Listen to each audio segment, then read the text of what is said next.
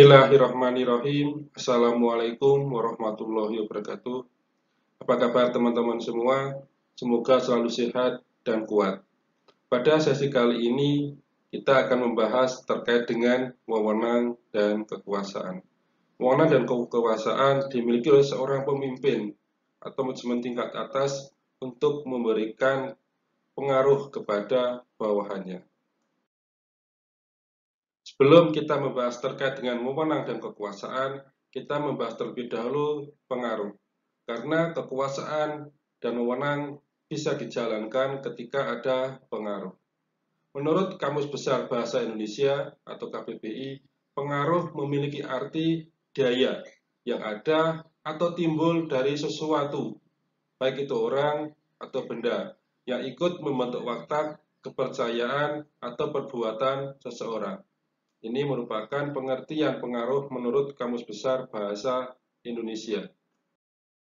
Sedangkan pengertian menurut para ahli, yang pertama ada Purwadaminta, berpendapat bahwa pengaruh adalah daya yang ada atau yang timbul karena sesuatu, baik orang maupun benda dan sebagainya, yang berkuasa atau berkekuatan memberikan pengaruh kepada orang lain. Sedangkan menurut Norman Berry mendefinisikan bahwa pengaruh adalah suatu kekuasaan yang dimiliki dan apabila orang lain dipengaruhi akan bertindak sesuatu. Ini merupakan pengertian menurut para ahli. Terkait dengan proses pemberian pengaruh, ada beberapa unsur yang harus diperhatikan. Yang pertama ada faktor yang mempengaruhi, artinya dari mana pengaruh itu berasal. Yang kedua, ada metode yang mempengaruhi, atau ada cara, atau ada media yang digunakan. Yang ketiga, ada orang yang dipengaruhi. Siapa yang akan digerakkan, siapa yang akan dipengaruhi. Ini merupakan tiga unsur yang ada pada proses pemberian pengaruh. Di sini bisa dilihat terkait dengan tabel sifat orang yang mempengaruhi dan dipengaruhi. Ketika sifat orang yang mempengaruhi itu lemah, dan ingin memberikan pengaruh kepada orang lain yang juga lemah, maka harus bersikap hati-hati. Yang kedua, ketika orang itu lemah, orang yang memberikan pengaruh itu lemah dan akan mempengaruhi kepada orang yang mungkin sedang, maka itu sulit. Itu pula yang terakhir, ketika orang itu lemah akan mempengaruhi orang yang kuat, maka akan sangat sulit sekali. Nah, sebaliknya, ketika orang yang mempengaruhi itu sangat kuat dan orang yang dipengaruhi itu lemah, maka sangat mudah untuk mempengaruhi. Nah, bisa dilihat teman-teman semua di sini ya, terkait dengan tabel orang yang mempengaruhi dan dipengaruhi. Terkait dengan pengertian wewenang, kita bisa merujuk kepada pengertian beberapa ahli. Yang pertama ada Lewis A. Allen, menyatakan bahwa wewenang merupakan jumlah kekuasaan atau power dan hak atau right yang didelegasikan pada suatu jabatan. Sedangkan menurut Harold Kahn menyatakan bahwa wewenang adalah suatu hak untuk memerintah atau bertindak. Yang ketiga, menurut John F. Terry menyatakan bahwa wewenang merupakan sesuatu kekuasaan resmi dan jabatan untuk menyuruh pihak lain dalam bertindak dan taat kepada pemilik wewenang. Berdasarkan pengertian para ahli, maka wewenang dapat disimpulkan sebagai hak untuk melakukan sesuatu atau memerintah orang lain untuk melakukan atau tidak melakukan sesuatu agar tercapai tujuan tertentu. Nah, ini merupakan kesimpulan dari pengertian wewenang menurut para ahli. Terkait dengan pemberian wewenang, ada beberapa syarat yang harus dipenuhi. Karena wewenang itu bisa diberikan dan bisa dijalankan ketika ada beberapa syarat yang terpenuhi. Yang pertama ada komunikasi yang baik. Ketika komunikasi yang diberikan baik, maka orang lain akan mau menjalankan. Berbeda kalau kita memerintah orang dengan kasar, kan? Biasanya orang tersebut akan tidak mau bertindak. Komunikasi yang baik juga akan menjaga hubungan yang baik, sehingga orang lain akan mengerti apa yang akan diinginkan. Yang kedua, terkait dengan keputusan yang dilaksanakan sejalan dengan tujuan organisasi. Jadi, bahwa kepentingan wewenang atau wewenang diberikan untuk kepentingan lembaga, kepentingan organisasi atau perusahaan. Yang ketiga, bukan kepentingan pribadi, memang semata-mata untuk kepentingan umum, bukan karena faktor pribadi. Yang keempat, ada kesiapan fisik dan mental. Jadi ketika orang diberikan wewenang, dia harus bisa menjalankan dengan baik, ada kesiapan secara fisik maupun mental. Berikutnya terkait dengan kekuasaan, ada beberapa ahli yang mengartikan kekuasaan. Yang pertama, menurut Prof. Dr. Sukanto Rekso Diprojo dan Dr. Hani Handoko berpendapat bahwa kekuasaan merupakan kemampuan untuk mempunyai pengaruh, mengubah perilaku, dan sikap individu. Sedangkan menurut Max Weber mengartikan bahwa kekuasaan merupakan kemampuan yang dimiliki dalam berhubungan sosial untuk melaksanakan kemauan sendiri meskipun mengalami perlawanan. Nah, ini pengertian kekuasaan menurut para ahli. Terkait dengan sumber kekuasaan ada 5. Yang pertama ada kekuasaan balas jasa, di mana kekuasaan balas jasa dimiliki atau didapatkan oleh seseorang yang mampu memberikan keinginan atau pemenuhan atas permintaan yang diberikan. Nah, kekuasaan balas jasa memberikan dampak positif bagi pelaksana kegiatan. Juga terdapat harapan yang dapat dipenuhi ketika tugas yang diberikan selesai sesuai dengan target yang telah ditetapkan. Sedangkan terkait dengan kekuasaan paksakan merupakan kemampuan dalam mempengaruhi untuk memberikan sanksi atau hukuman kepada orang lain ketika tidak dapat memenuhi permintaan atau menjalankan tugas dengan tepat. Yang ketiga, terkait dengan kekuasaan sah merupakan sebuah struktur organisasi yang memberikan kekuasaan kepada orang lain. Nah, di sini kekuasaan berdasarkan struktur yang ada.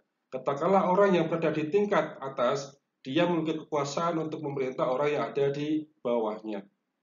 Yang keempat, terkait dengan kekuasaan ahli, merupakan kekuasaan yang muncul karena keahlian seseorang. Seseorang dianggap ahli karena memiliki kelebihan dibandingkan dengan orang lain. Nah, di sini karena kemampuan tersebut, maka diakui. Yang keempat, atau yang kelima, terkait dengan kekuasaan panutan, merupakan kekuasaan yang dimiliki oleh seseorang yang memberikan pengaruh dan teladan bagi orang lain. Kekuasaan ini didapatkan berdasarkan prestasi atau karena senioritas. Nah, beberapa sumber kekuasaan ini bisa digunakan dalam mempengaruhi orang lain. Dalam batasan wewenang dan kekuasaan bisa dibedakan 2, ada internal dan eksternal. Terkait dengan internal, ada anggaran dasar atau anggaran rumah tangga organisasi. Yang kedua terkait dengan anggaran, terkait dengan sisi keuangan yang harus dipenuhi. Yang ketiga, ada kebijakan, peraturan, dan prosedur, serta terkait dengan deskripsi jabatan. Sedangkan batasan secara eksternal terkait dengan undang-undang ataupun peraturan pemerintah yang telah dibuat. Juga ada perjanjian kerja kolektif. Jadi ketika orang itu bekerja, nah maka ada perjanjian kontrak, perjanjian kerja yang kolektif. Berikutnya juga ada perjanjian dengan dealer dan supplier. Setelah yang terakhir terkait dengan kondisi pelanggan atau kondisi konsumen. Nah, ini merupakan batasan wewenang dan kekuasaan. Delegasi wewenang didefinisikan sebagai pelimpahan wewenang dan tanggung jawab formal kepada orang lain untuk melaksanakan kegiatan tertentu. Delegasi wewenang adalah proses di mana para manajer mengalokasikan wewenang ke bawah kepada orang-orang yang melapor kepadanya. Nah, ini merupakan delegasi wewenang. Dalam kegiatan delegasi wewenang dapat dibedakan menjadi 4 kegiatan. Yang pertama, pendelegasi menetapkan dan memberikan tujuan dan tugas kepada bawahan. Yang kedua, pendelegasi melimpahkan wewenang yang diperlukan untuk mencapai tujuan atau tugas. Yang ketiga, penerima delegasi baik implisit maupun eksplisit menimbulkan kewajiban atau pertanggungjawaban. Yang keempat, pendelegasi menerima pertanggungjawaban bawahan untuk hasil-hasil yang dicapai. Terkait dengan efektivitas, delegasi merupakan faktor utama yang melakukan manajer itu sukses atau tidak. Terdapat beberapa alasan kenapa delegasi itu harus diberikan. Yang pertama, ketika manajer dapat mencapai hasil yang lebih baik daripada mengerjakan sendiri. Nah, di sini manajer memberikan delegasi kepada orang lain untuk meningkatkan capaian hasil. Yang kedua, ada proses yang diperlukan agar operasi lebih efisien atau perusahaan bisa mencapai efisien. Yang ketiga, memungkinkan manajer memprioritaskan tugas yang lebih penting. Yang keempat, mengembangkan potensi bawahan. Dan yang kelima, terkait dengan pembelajaran hal-hal yang baru. Karena teknologi informasi itu selalu berkembang, maka yang namanya bawahan perlu belajar dan mengupdate pengetahuan. Yang keenam, minimalisir kesalahan di masa mendatang.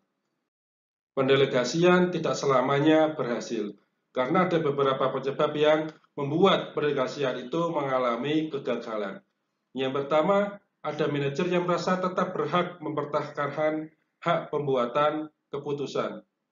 Yang kedua, manajer tidak bersedia mengambil resiko bahwa bawahan akan gagal melaksanakan wewenang. Yang ketiga, manajer tidak memiliki kepercayaan terkait dengan kemampuan bawahan. Yang keempat, manajer merasa senang ketika bawahan tidak memiliki hak untuk mengambil keputusan. Yang kelima, manajer merasa terancam dengan kinerja bawahan.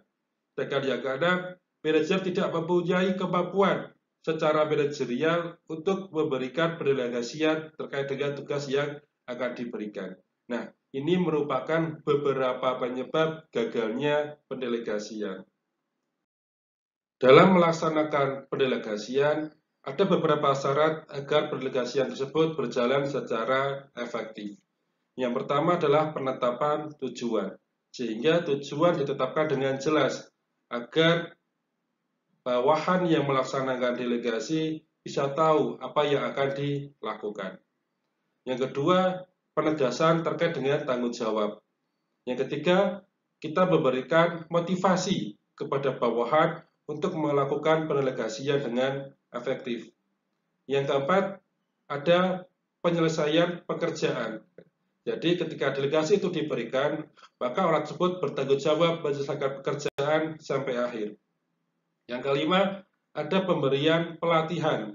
Dan yang keenam, ada pengawasan yang baik. Nah, ini merupakan syarat pendelegasian agar berjalan secara efektif. Alhamdulillah, kita telah mempelajari terkait dengan wewenang dan kekuasaan. Semoga apa yang kita pelajari hari ini bisa bermanfaat di masa depan. Terima kasih. Wassalamualaikum warahmatullahi wabarakatuh.